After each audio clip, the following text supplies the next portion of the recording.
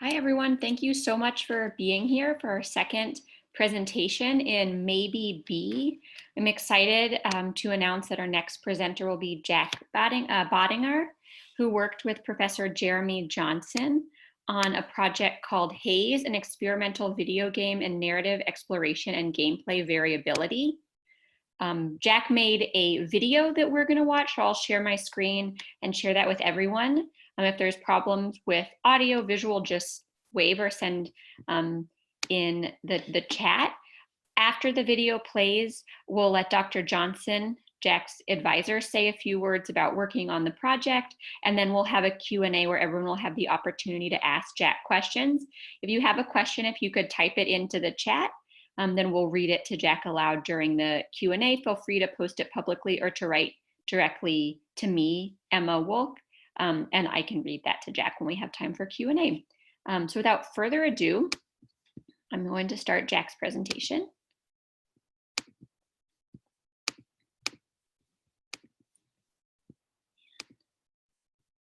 My name is Jack Badinger, and I'm a senior video game development major with a minor in writing and rhetoric. And if there's something I've become certain of over these last 3-4 years in those programs, it's that I've developed a passion for making games and telling stories. As a game designer, I'm drawn to games that integrate gameplay with narrative in unique ways that resonate strongly with players. I strive to create similar experiences to the ones I've had playing my favorite games as a kid. But how exactly do I do that? How does any game designer, for that matter, go about creating meaning in story and action? These are the kinds of questions I've been asking since I first started considering myself a game developer. This thesis project has created opportunities for me to research the relationship between narrative and gameplay, as well as give me the chance to experiment with meaning-making techniques in a video game of my own. And that's what I'd like to talk about with you all today. Haze, an experimental video game in narrative exploration and gameplay variability. When I started working on Haze last August, I knew I wanted to address evolving narrative techniques in video games within an increasingly diverse player and creator base. Through my research, I honed my area of study down to the specific concepts of queer video game narrative theory and gameplay variability. My thesis question would evolve to read, how can game designers and game writers better foster player identification with narrative and gameplay experiences from underrepresented perspectives? However, it wasn't until halfway through the fall semester that I knew what medium the project would take. While writing my annotated bibliography specifically, I came to the realization that I, despite being a writer and a game developer, would get the most out of my project if I were not writing an essay on my research, but creating a game that meaningfully applied its concepts. I read over and over in all of my sources about an untapped narrative potential in the video game medium, largely hindered by traditional preconceptions of the 3-act structure. My goal in developing the game was to create an experience that largely conveyed its narrative passively, with as little language as possible, instead preferring environmental storytelling, random encounters, and nodal quests. With those elements, I hope to create a strong narrative, variable in structure, with a level of abstraction that allowed for interpretation and resonance with its players. The first major concept that influenced my design of this game was that of queer video game narrative theory. In an article for the Journal of Critical Studies and Media Communication, Dr. Shara Chess promotes a queer perspective for video game narrative, opening up the conversation to critique traditional storytelling methods once considered industry standard and reconceptualizing the potential of storytelling in the interactive medium.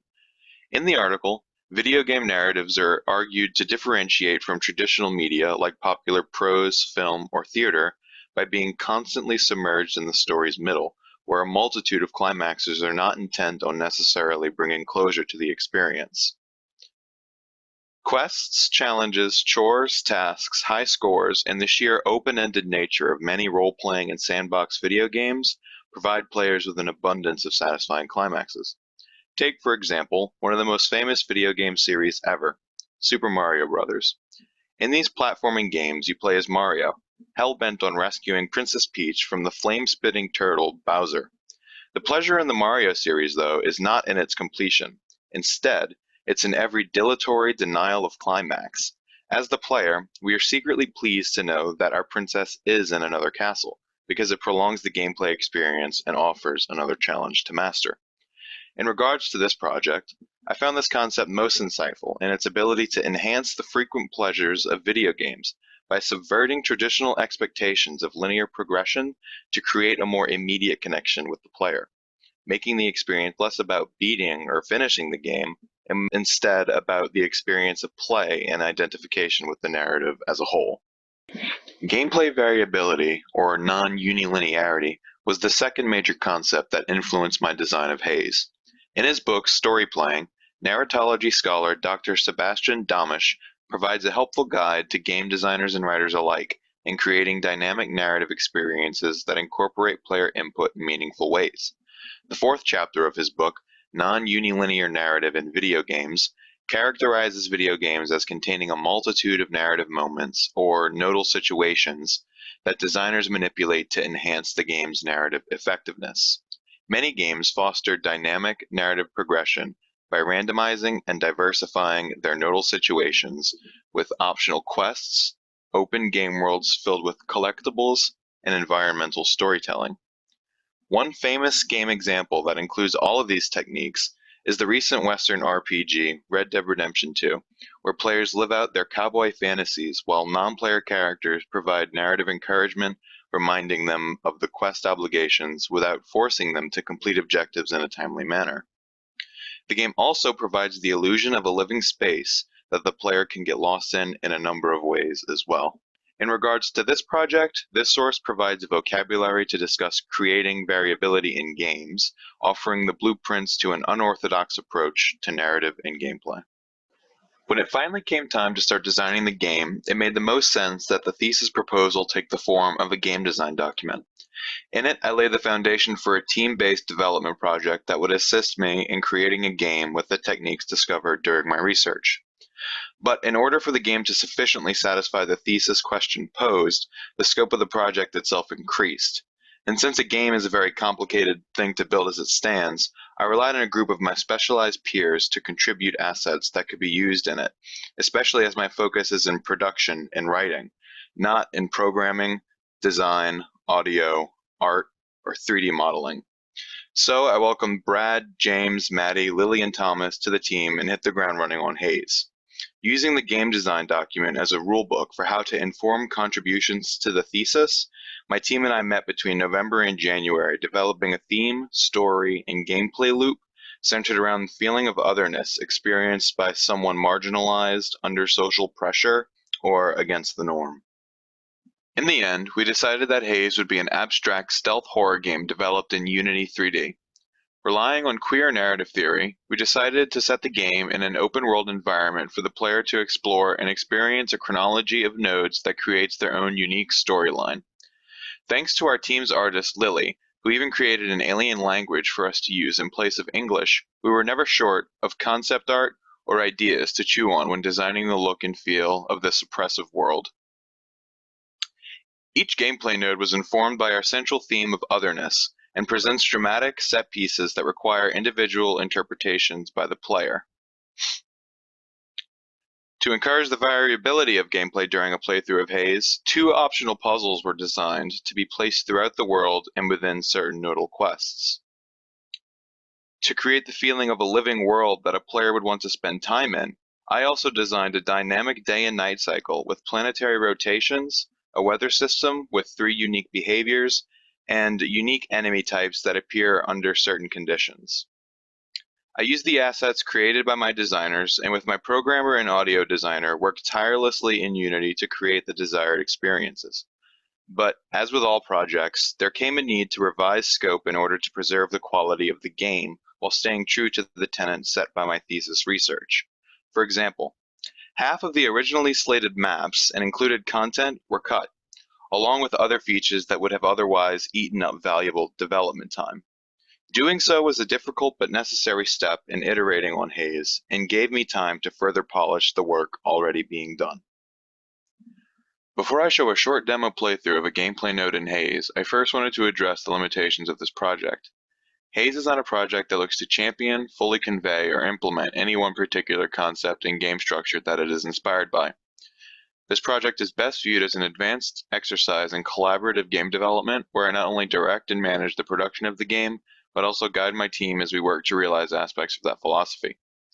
The aforementioned scope cuts were an expected limitation that ultimately reduced the variability of the final project. But as student developers expected to juggle many responsibilities at once, I am satisfied with how Haze has managed to remain true to its initial prompt in gameplay and narrative openness. Also, the recent coronavirus pandemic affected my team's ability to meet and access certain project management softwares, as well as our ability to playtest at all. Despite these limitations, and after developing this game, I do think it's possible to make games where player identification and narrative variability are core tenets, but maybe not as undergraduate students.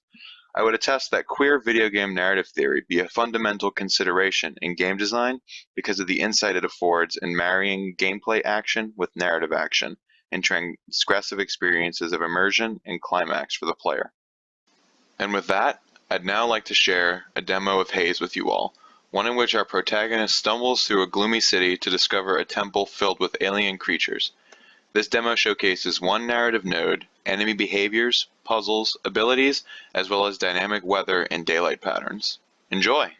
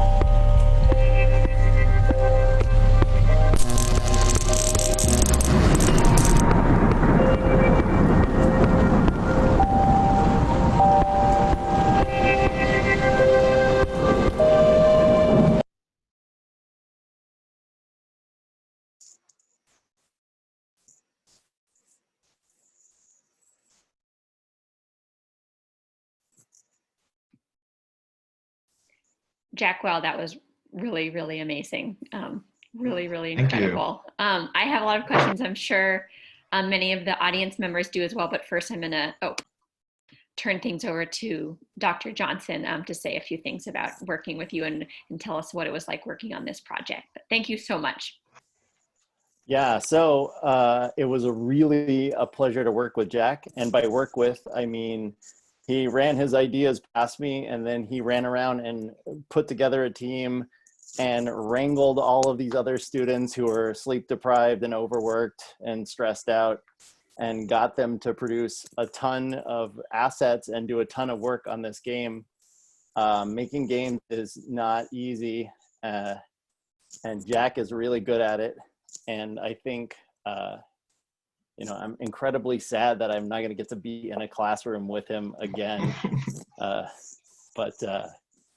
Yeah, it was really impressive to watch him work. I know video game production is one of the things that he's really interested in doing. And, just to see him gather up a bunch of students and inspire them. And, he also, he didn't credit himself as a programmer on the project, but I know he did a bunch of work. And I know some of the work that he did was specifically for, cool features that he could put in the game that would, excite the team and get them back motivated again to work on it and finish what he could. So I'm super proud, and it's awesome, I think. So thank you.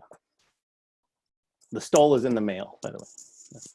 It is. I wanted to say this is usually, oh, perfect. Good. Excellent. Yeah, this is usually where Dr. Johnson would get to give you the stole. I'm happy it arrived in time. Yeah. Linda's here. Thank you so much. But Jack, you've got a lot of questions coming in already. Oh, man. Some of them they're to everyone. You can read the text as well. But Bella Judge is asking you, first of all, what games inspired you positively or negatively?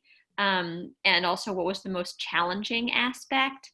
And she's also asking if you continue to develop this, what kind of platform or system do you imagine it being best suited for?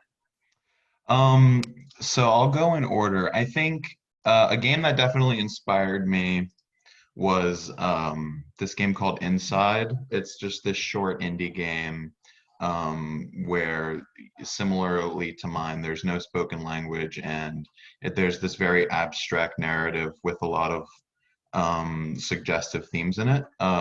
One that maybe, let's see, I'm going to jump ahead. The most challenging aspect of developing Haze, I don't know. It probably is working with a team, weirdly enough, because when you're making a game, you need to rely on so many different things being done at a certain time for it to be of like any use to you. And something that I struggled with was, as a programmer in this project, making sure that the things that I was programming were at a level of polish to be shown to someone else when they needed to see it, to be play tested on time. So I think, I don't know, scope creep is probably the most challenging thing about developing this game.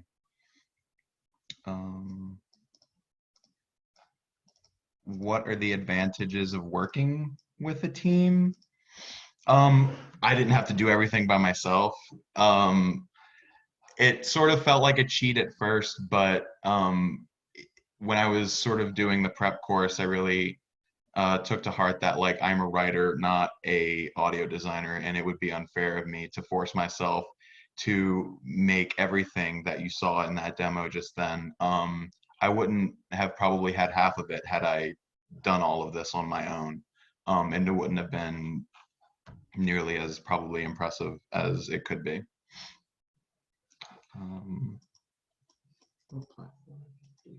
And what platform? I do plan on continuing to work on this game.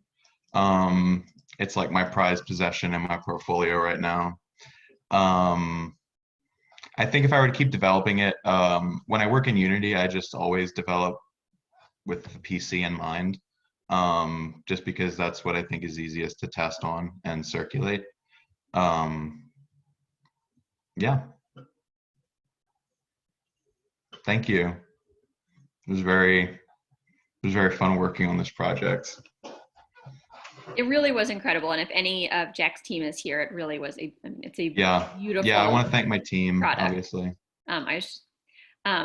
And can you, as just an explanatory question, Jack, can you tell us what nodes are in the context of video games and what multi-nodal, you talked about that quite a bit. Could you tell us what that is for outsiders? Sure. Yeah, so a node is sort of, they're hard to explain. When you're playing a game, or when you're, I guess it's like you would explain it as a chapter of a book. Okay. It's something, it's a very loose term. It just sort of means like a narrative bite, maybe like a vignette or something. In a Okay. game, if you're playing like an RPG and you walk past like a burnt church, there's sort of an embedded narrative in there about like what happened here in this world. So something that I was doing in Haze was I was trying to create a lot of narratively charged set pieces and things in the world that when a player would walk up to them, this node would unfold and there would just sort of be this narrative that unfolds in your mind. And the more you experience that, the more you build to sort of your chronology. Great. Thank you. That helps a lot. And you have one other question from Annie. I think we have time for one more, who's asking if in a minute or so you could tell us, that's Annie's not putting the time cap on you, I am. But if you could briefly sort of tell people who aren't familiar with the concept a little bit about what queer narrative theory is. Yeah, it's the idea that that a narrative doesn't necessarily have to rely on a I've been saying the 3-act structure, but it's really like an inciting incident and a conflict with resolution at the end. Queer narrative theory suggests that there's a lot more wiggle room with what you can do within a narrative. You don't necessarily need conflict at all, which is sort of what I was getting at in Haze when I was saying that I'm trying to embed narrative throughout the game, throughout the map. Yeah, Christian, like in a game, if you want me to apply it to that, queer narrative theory is like the opposite of levels, if you will. Woo! You Thanks, did Annie. it! I did. Congratulations, Jack. That was really, really impressive, really fascinating.